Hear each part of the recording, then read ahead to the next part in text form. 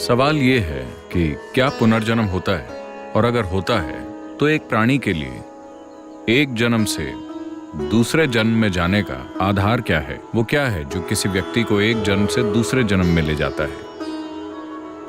अब अगर आप इसे समझना चाहते हैं तो आपको आप जो हैं उसके मैकेनिक्स की थोड़ी समझ होनी चाहिए।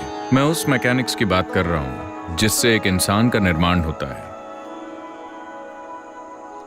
देखिए, जब आप कहते हैं कि मैं एक इंसान हूं तो सबसे बाहरी रूपरेखा भौतिक शरीर की होती है।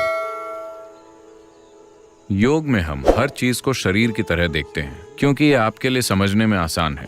तो हम इस शरीर को 5 आयामों या 5 परतों के रूप में देखते हैं। भौतिक शरीर को अन्नमय कोश कहा जाता है। अन्नमय कोश का मतलब है अन्न मतलब भोजन। ये भोजन शरीर है। अगले को मनोमय कोश कहते हैं, जिसका मतलब है कि यह मानसिक शरीर है। तीसरे को प्राणमय कोश कहते हैं, जिसका मतलब है ऊर्जा शरीर। भौतिक शरीर, मानसिक शरीर और ऊर्जा शरीर, ये तीनों आयाम भौतिक हैं। इनका भौतिक अस्तित्व है।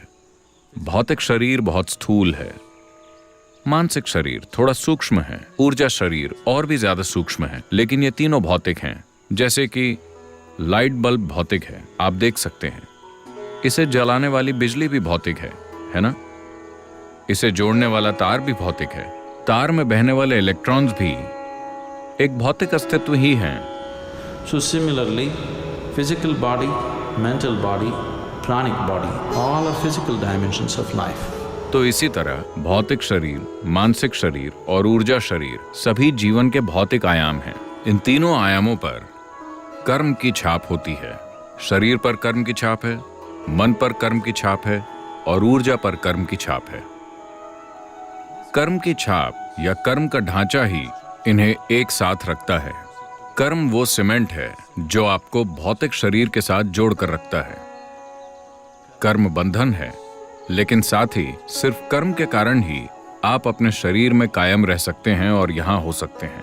यहीं पर आध्यात्मिकता मुश्किल लगती है, क्योंकि अगर आप इसे हटाने की कोशिश करते हैं तो ये नहीं होता। अगर आप इसे जोड़ने की कोशिश करते हैं तो ये नहीं होता। आपको सिर्फ वहां होना होता है। अगर आप बस होते हैं तो ये एक पल की बात है। अब अगले 2 आयामों को कहते हैं विज्ञानमय कोश और आनंदमय कोश। विज्ञानमय कोश अभौतिक है, लेकिन भौतिक से संबंध रखता है। ये एक बीच की अवस्था की तरह है। आनंदमय कोश पूरी तरह से अभौतिक है। तो विज्ञानमय कोश और आनंदमय कोश का मतलब है कि ये आनंद शरीर है। अंदर एक आनंद शरीर है जो 100% अभौतिक है। इसका अपना कोई रूप नहीं है। अगर ऊर्जा शरीर, मानसिक शरीर और भौतिक शरीर सही आकार में हैं, केवल तभी ये आनंद शरीर को थामे रख सकते हैं। जिसे आप आत्मा कहते हैं, वो असल में एक कल्पना है, इस मायने में कि लोग अभौतिक की कुछ सीमाओं का वर्णन आत्मा की तरह कर रहे हैं। लेकिन आत्मा के लिए ढांचा अभी भी आपका कर्म ही है। अगर कर्म के ढांचे को पूरी तरह से ढा दिया जाए तो कोई आत्मा नहीं बचती। हर चीज दूसरी हर चीज में विलीन हो जाती है। जिसे महासमाधि या महापरिनिर्वाण कहते हैं, वो बस यही है कि आप धीरे धीरे समझ जाते हैं कि चाबियां कहां हैं और कर्म के ढांचे को गिरा देते हैं ताकि आप सही मायने में खत्म हो जाएं। जब कोई व्यक्ति मरता है तो हम कहते हैं कि ये व्यक्ति नहीं रहा। ये सच नहीं है। वो इंसान अब वैसा नहीं है जैसा आप उसे जानते थे, लेकिन वो अभी भी मौजूद है।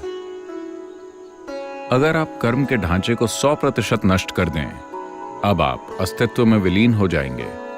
इसी को मुक्ति या महासमाधि, हिंदू परंपरा में इसे मुक्ति कहा गया है, योग की परंपरा में इसे महासमाधि कहा गया है, बौद्ध जीवन शैली में इसे महापरिनिर्वाण कहा गया है, अंग्रेजी में हम इसे आमतौर पर लिबरेशन कहते हैं। मुक्ति का अर्थ है जीवन और जन्म और मृत्यु की प्रक्रिया से आजाद हो जाना।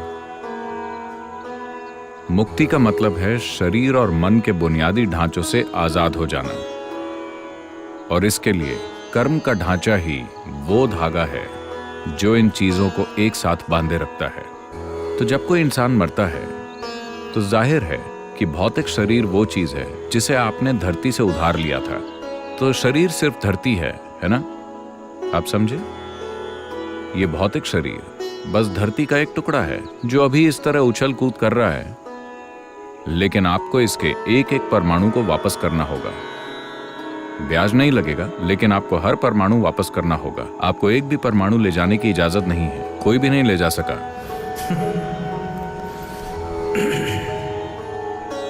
भौतिक शरीर अलग होकर गिर जाएगा, लेकिन आपके कर्मों की मात्रा के आधार पर आपका मानसिक शरीर और प्राणिक शरीर बने रहते हैं। अगर कर्म का ढांचा बहुत तीव्र है, अभी खत्म नहीं हुआ है, तो इसे खत्म करना होता है। अगर कर्म कमजोर हो गया है क्योंकि यह अपना दौर पूरा कर चुका है, तब वो बड़ी आसानी से दूसरा शरीर पालेगा। अगर इसे नया शरीर पाना है तो इस ढांचे की तीव्रता को कम होना होगा, इसे निष्क्रिय होना होगा। अगर ये बहुत तीव्र है तो ये नहीं खोज सकता, इसे इंतजार करना होगा। तो इन्हीं को आप भूत कहते हैं। कोई मर गया है लेकिन उसके कर्म का ढांचा अभी भी तीव्र है क्योंकि वो अभी खत्म नहीं हुआ है। अब उसे दूसरा शरीर ढूंढने के लिए काफी ज्यादा समय चाहिए। वो अभी भी मौजूद है। उसके कर्म का ढांचा जितना ज्यादा तीव्र होगा वो उतना ही ज्यादा दिखेगा या लोग उसको अनुभव करेंगे। आपके चारों ओर ऐसे अनगिनत प्राणी हैं, चाहे आपको पता हो या ना हो, लेकिन उनमें से अधिकतर को आप अनुभव नहीं करेंगे क्योंकि उनके कर्म खाली हो चुके हैं। वो बस थोड़ा और खाली होने का इंतजार कर रहे हैं, इससे पहले कि उन्हें एक नया शरीर मिले। लेकिन अगर उनके कर्म बहुत तीव्र हैं, इसीलिए लोगों ने आपको बताया है कि अगर किसी की अप्राकृतिक मौत होती है, दुर्घटना में या आत्महत्या से या किसी दूसरी तरह से, तो वो भूत बन जाएंगे। ऐसा नहीं है, हर कोई बनता है। बस इतना है कि उन्हें आसानी से महसूस किया जा सकता है। वो आपके अनुभव के लिए ज्यादा उपलब्ध है क्योंकि उनका कार्मिक ढांचा ज्यादा तीव्र है। लोग ऐसे प्राणियों को थोड़ा ज्यादा अनुभव कर सकते हैं उनकी तुलना में जो बूढ़े होकर मरते हैं। अगर कोई अपने इस जीवन के लिए निर्धारित कर्मों को पूरी तरह पूरा कर लेता है तो वो बस यूं ही मर जाएगा, बिना किसी बीमारी के, बिना एक्सीडेंट के, बिना किसी चोट के। जब कोई व्यक्ति ऐसे मरता है बस यूं ही, तो वो कुछ घंटों में ही दूसरा शरीर पा जाएगा। तभी इस परंपरा में कहा गया है कि अगर कोई अपना जीवन पूरा करके शांति के साथ मरता है तो ये मरने का सबसे अच्छा तरीका है, क्योंकि उसे इंतजार नहीं करना पड़ेगा, नया जीवन तुरंत शुरू हो जाएगा। जब आप आध्यात्मिक मार्ग पर चलते हैं तब हर आध्यात्मिक साधक का अंतिम लक्ष्य होता है कि वो इस पूरी प्रक्रिया को तोड़ना चाहता है। या अगर इसे दूसरी तरह से देखें तो हम कह सकते हैं कि जिसे आप अभी अपनी आत्मा कहते हैं वो एक बुलबुले की तरह है। बुलबुले की बाहरी खोल आपके कर्म का ढांचा है, अंदर हवा है।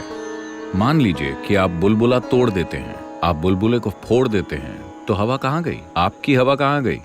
अब आपकी हवा जैसी कोई चीज नहीं है, ये हर चीज का हिस्सा बन गई है। तो अब जिसे आप आत्मा कहते हैं वो काल्पनिक है, क्योंकि आपकी आत्मा या मेरी आत्मा या किसी और की आत्मा जैसी कोई चीज नहीं होती।